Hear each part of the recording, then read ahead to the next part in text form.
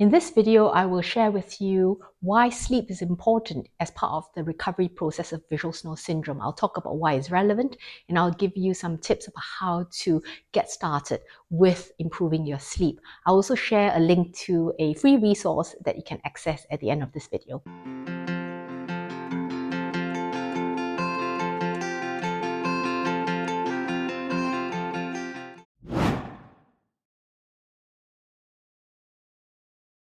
So why is sleep important?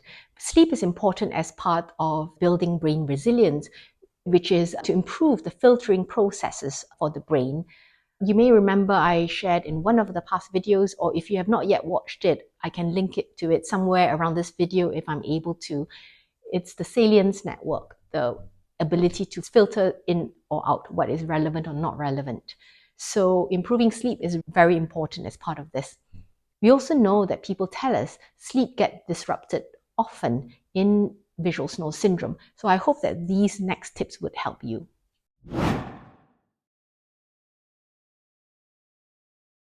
Before I dive into the tips, let me just give you a little basis of the structure about sleep so that you can then make use of the tips as you feel it fits you using this structure as the basis. When we sleep, we go through different stages of sleep. You may have heard of light sleep, which is you have a few phases there. Then you go to deep sleep, and then you go back upwards to the rapid eye movement, the REM phase of sleep. So there is this cycle from light sleep to deep sleep to REM. This cycle is called a sleep cycle, and throughout the night's sleep, our brain cycles through these stages. So there are a few of these sleep cycles. The average duration of each cycle is between 90 to 100 minutes, and it does vary according to the time of the night and also the person's age and the individual itself. The reason I mentioned the sleep stages and sleep cycle is to say that the quality of our sleep, how good deep sleep we get, how good rapid eye movement sleep we get, all that depends on the steadiness of our sleep. And this is guided by our inner body clock or the circadian rhythm.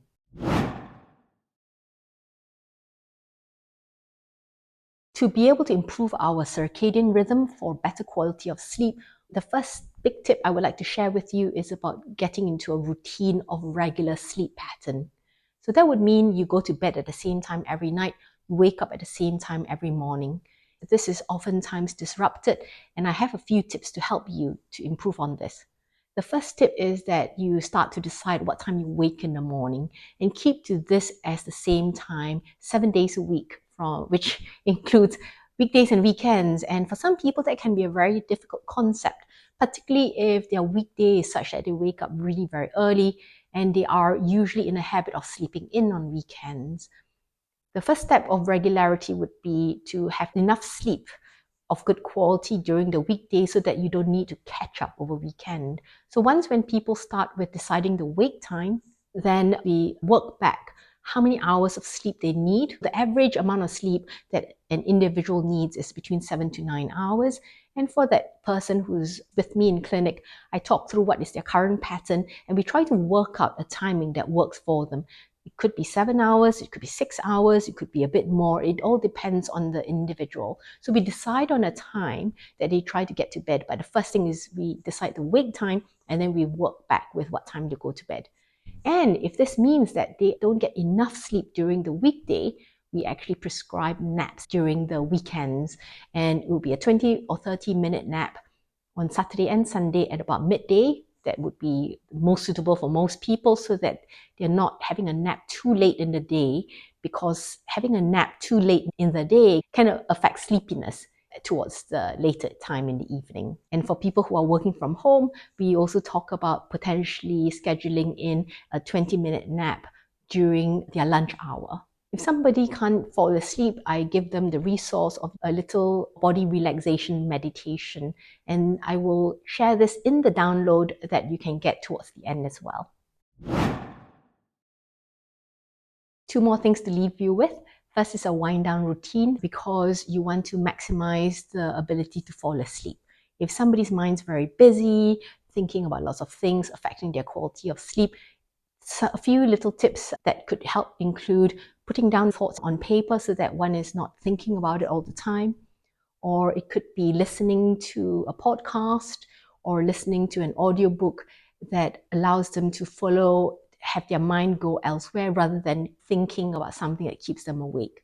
And for the podcast or audiobook, the little tip is that you have it with the podcast player far away from the bed and on an auto timer to switch off, like 30-minute timer to switch off. So then you'll naturally follow through with audio and fall asleep much easily.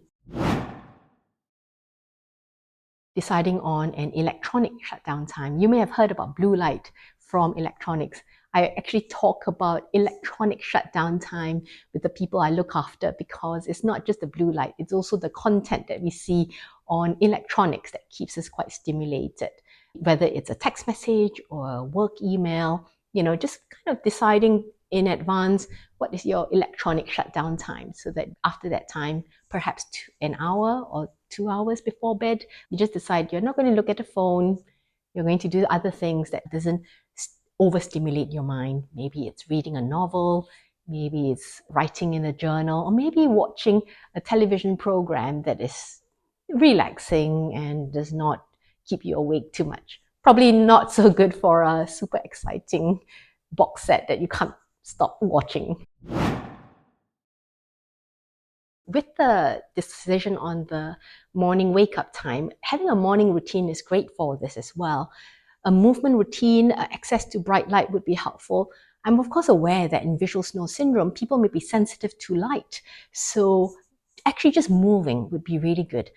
That could be just going for a walk or just sitting outside in the garden if you are lucky enough to have a garden. I don't, but if you do, that could be wonderful. Or just going for a little walk around the block, for example. So those are the little tips to get the body moving and just giving your body the signal that it's time to wake up in the morning. Having a good nutritious breakfast can be a good signal for your body that it's time to wake as well. I'll cover more about this when I do the nutrition chapter. I hope this is a good start to get you going. You can download a checklist of morning routine, evening routines, and also link to the audio guide to help you with the midday sleep or what we call a body scan, yoga nidra type relaxation routine on this checklist. So it's sleepdownload.com, SLEEP download DOWNLOAD.com for access to this for free. Put in a comment any questions or anything else you want me to do in greater detail.